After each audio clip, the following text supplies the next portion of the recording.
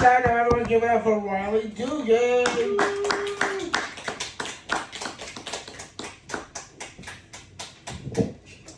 Hey, my name is Riley. I'm a sex addict.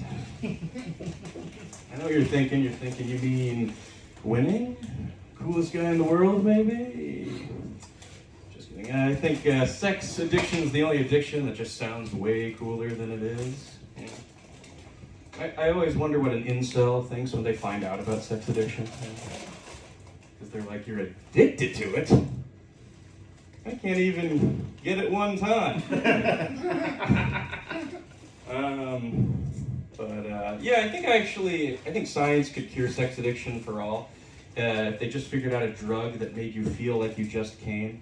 Because I think that's really the problem. You know, everyone talks about post-nut clarity, but nobody's talking about pre-nut delusion, which I think is really dictating the issue with sex addiction. But it's like, we have Ozempic now, you know, people inject it and they feel full, they feel like they just ate.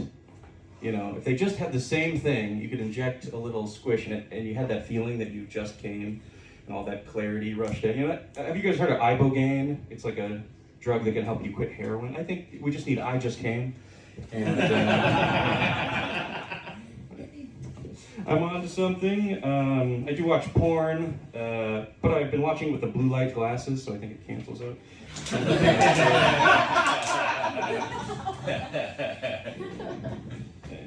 I'm also addicted to social media. How's everyone's social media addiction going? Nice and strong, yeah. I was at a red light the other day, and I'm so addicted I just needed to watch a quick TikTok. And I looked down at a red light, and when I looked back up, I was looking at a yellow light, which means I missed the green light, you know? And I was looking in the rear view, like, why didn't anyone honk? There must not be a car. And there was 5 cars behind me. Every face was just lit up. I recently heard that a study had been conducted that people who use social media every day have like significantly lowered their IQ. You know, like what does that remind you of besides lead? Like, it lowers your fucking IQ. I think we're gonna look back, like it'll be banned someday. We're gonna look back on it the way we look at Coca-Cola when we used to put real cocaine in it. You know, people with you'll see like a smartphone on the sidewalk, go to pick it up, it'll be like a crack pipe. Be like, don't touch that! That can have TikTok in it! I'm a remote worker. Any remote workers in the house? Yeah, that's about all you have left in the tank when you get out of work. Just a little apathetic clap. There's something demoralizing about working in your underwear. You know, it seems freeing at first, but yeah, it gets to you. I've been doing it too long. I've kind of lost touch with reality. I farted on a Zoom call the other day. You might be asking, like, was it loud? So loud. But you might be thinking, well, did you at least mute the mic? And I did. I muted the mic, you know. So the people on the Zoom call, I don't know if they heard the fart. It's just the people at the New York Public Library acting weird about it. What can you do? What can you do?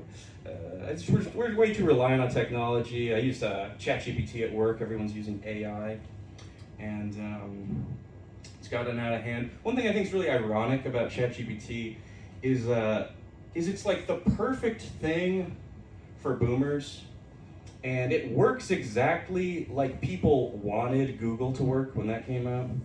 You know, if you remember when Google came out, everyone was talking about like, you gotta try Google. You can ask it anything. It knows, you can just look at anything up. And old people would just be like, okay, well, dear Google, my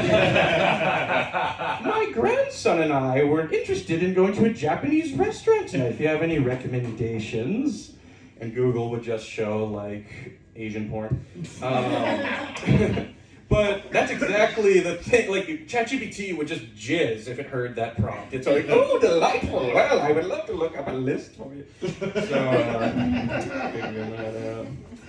But last thing is, yeah, we have this thing at work now, we're transcribing every word we say in these Zoom calls, and then you can talk to the AI and ask, notes from the transcript. And it's really useful.